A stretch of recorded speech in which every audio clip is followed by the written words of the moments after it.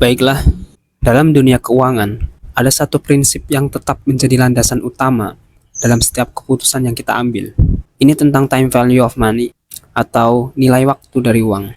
Ini adalah prinsip yang menembus setiap aspek keuangan, mulai dari valuasi aset, analisis proyek investasi, hingga penentuan struktur modal. Ini adalah gagasan bahwa $1 saat ini itu lebih berharga daripada $1 di masa depan. Misalnya, jika Anda membeli sebuah rumah baru dengan pembayaran bulanan selama masa cicilan, mana yang lebih Anda sukai? KPR 30 tahun dengan suku bunga tahunan 3,5%, 20 tahun dengan bunga tahunan 3%, atau pilihan ketiga KPR 15 tahun dengan suku bunga tahunan 2,8%.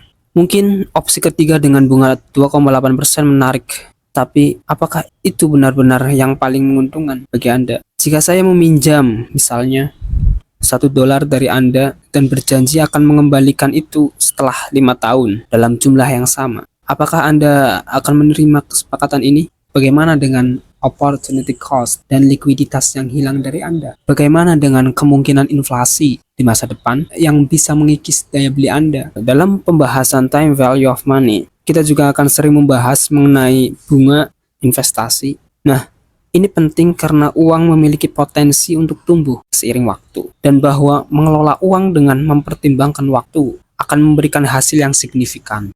Lalu pertanyaannya adalah, mengapa uang memiliki time value? Pertama, tentu saja ini tentang opportunity cost dari menggunakan uang saat ini. Jika Anda memiliki uang sekarang, Anda memiliki likuiditas. Anda bisa gunakan uang itu untuk berbagai keperluan. Begitu juga menginvestasikan uang itu dan mendapatkan keuntungan dari investasi tersebut. Inilah mengapa ketika perusahaan Anda misalnya menerbitkan obligasi, tentu Anda perlu membayar bunga kepada investor, karena pada dasarnya Anda meminjam likuiditas dan investor kehilangan likuiditas mereka. Mereka menunda konsumsi saat ini dan peluang menginvestasikan uang tersebut. Jadi Anda perlu memberi mereka kompensasi. Anda perlu membayar ini biasanya dalam bentuk bunga. Yang kedua adalah tentang investasi. Tentunya kita tahu bahwa seiring waktu daya beli uang cenderung menurun karena inflasi. Rp1 hari ini umumnya dapat membeli lebih banyak barang dan jasa dibandingkan Rp1 di masa depan. Oleh karena itu,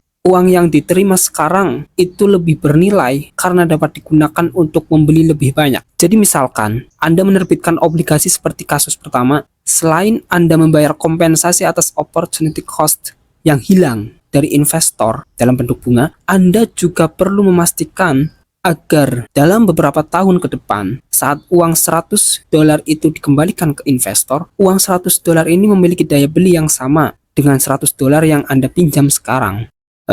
Jadi Anda perlu menaikkan bunga yang awal tadi, yang hanya sekedar memberi kompensasi untuk likuiditas investor, untuk memastikan daya beli mereka tidak turun. Ketiga adalah tentang risiko dan ketidakpastian. Kita tahu masa depan itu memiliki ketidakpastian, dan selalu ada risiko bahwa uang yang dijanjikan di masa depan mungkin tidak akan diterima.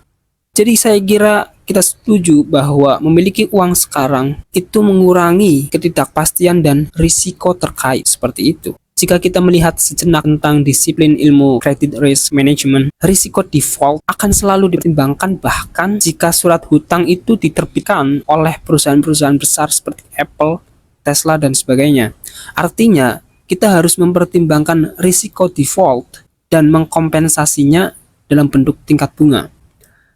Default itu gagal bayar, meskipun sebenarnya mendefinisikan default dengan gagal bayar ini terlalu menyederhanakan, karena default ini pada dasarnya adalah non-payments dan non-performance. Kita akan bahas ini lebih lanjut nanti insya Allah dalam sesi risk management. Jadi 3 hal inilah: opportunity cost, expected inflation, dan risk, yang merupakan gagasan di balik time value of money. Terima kasih. Adios. Monyet lapar makan sambal. Miau.